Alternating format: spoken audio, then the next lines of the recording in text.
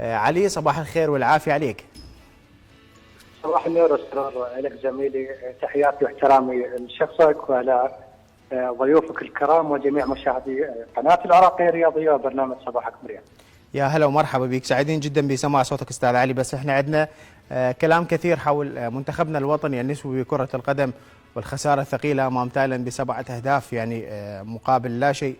يعني خسارة مؤلمة الصراحة وحقيقة، واحنا نحتاج الكثير من التدريبات ونحتاج الكثير من الحالة النفسية والذهنية العالية، وحتى على مستوى الكادرنا التدريبي يحتاج إلى الكثير من العمل لكي ينهض بالمنتخب النسوي.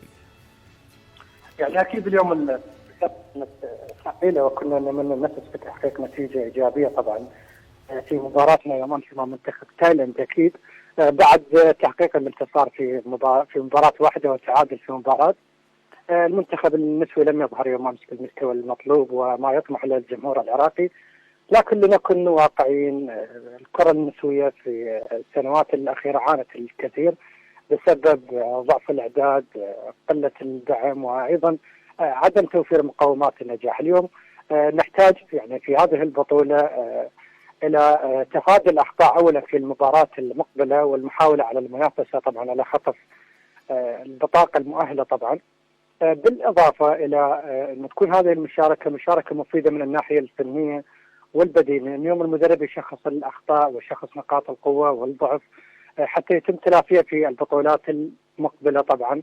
والأهم مع بعد البطولة أن نفكر كيف ننظم مسابقات الدوري. طبعا الدوري مهم، دوري الكرة النسوية سواء كان النخبة أو الممتاز أو الأولى، وايضا تكون يعني دعم لرياضه المحافظات يعني من الناحيه النسويه ايضا.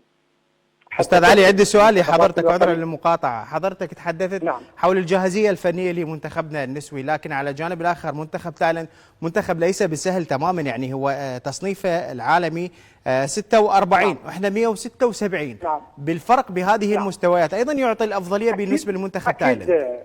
طبعا استاذ، لذلك انا ذكرت لك يجب ان تقويه الدوري. طبعا احنا اليوم اذا كان عندنا دوري قوي راح يكون عندنا منتخب قوي، واذا كان هنالك تصنيف في الدوريات خصوصا بالرجال طبعا راح يكون دوري مثلا نخبه وممتاز واولى.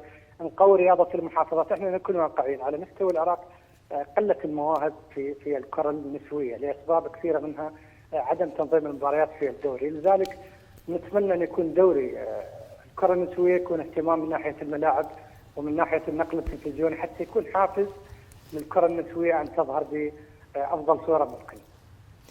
طيب، جميل ما قلت، لكن نرجع للمباراة السابقة أمام منتخب منغوليا اللي فاز بها منتخبنا ب5 أهداف مقابل 3.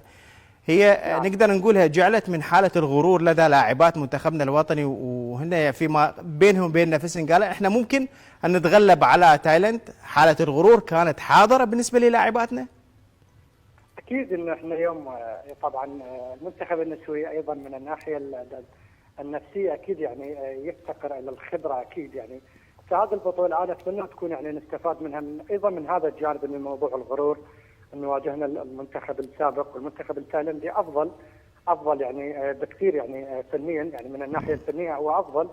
لذلك شاهدنا هنالك تراجع. انا ذكرت لك بان المنتخب ما ظهر بمستوى الجاهزيه التامه والطموح، وأسوة بالمباراة السابقة اللي تعادلنا وحققنا انتصار من خلالها. طيب، خلينا نغادر مسألة منتخب سيدات، يعني منتخب سيدات العراق بكرة القدم، وندخل بتفاصيل وصلب دوري نجوم العراق. معلوم جدا نادي الشرطة هو اللي حصد لقب دوري نجوم العراق للمرة الرابعة تواليا، لكن هنالك فرق أخرى أيضا لا زالت تنافس في دوري نجوم العراق.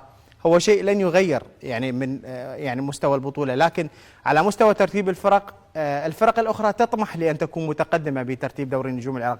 أنا أتحدث هنا عن المنطقة الدافئة، يعني الفرق في المنطقة الدافئة. نعم، أكيد دوري نجوم العراق طبعا للموسم الثاني على التوالي يحصل عليه نادي الشرطة، للموسم الرابع على التوالي نادي الشرطة على مستوى كان سابقا النخبة طبعا أكيد. لذلك استحق نادي الشرطة اللقب. يعني هذا الموسم اختلف عن الموسم الماضي بنقطة واحدة فقط، اللي هو شاهدنا تنافس من الأندية الشمالية. يعني مثلا زاخو نافس نادي الشرطة، بالإضافة إلى في بداية الأمر كان نادي دهوك منافس حقيقي على اللقب. هذا أمر إيجابي طبعا، نتمنى أنه يستمر في الموسم المقبل وتستمر المنافسه للامتار الاخيره. نعم، نادي الشرطه نادي عريق، نادي كبير بانجازاته ببطولاته، لديه لاعبين على مستوى عالي، طيب. استقرار تدريبي، اداره ناجحه، لكن نتمنى ان يكون التنافس ما بين الثلاث الى اربع فرق ويستمر الى الجولات الاخيره. طبعا احنا كل موسم نادي الشرطه بطل وهو يستحق، لكن نتمنى ان يكون تنافس من انديه الشمال، من انديه الجنوب، الفرات الاوسط، وحتى انديه العاصمه مثل الزوراء والطلبه والقوى الجويه.